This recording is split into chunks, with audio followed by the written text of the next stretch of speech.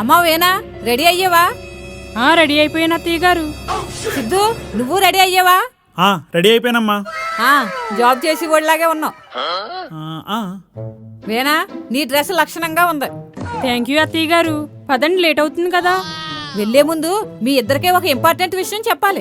Important విషయమా? ఏంటండి అది? చెప్తాను. వేనా, ఇప్పుడు నీ జీతం ఎంత?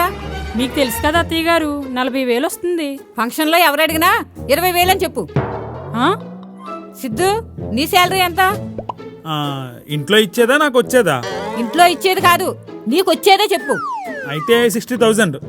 అయితే 30,000 అని చెప్పు.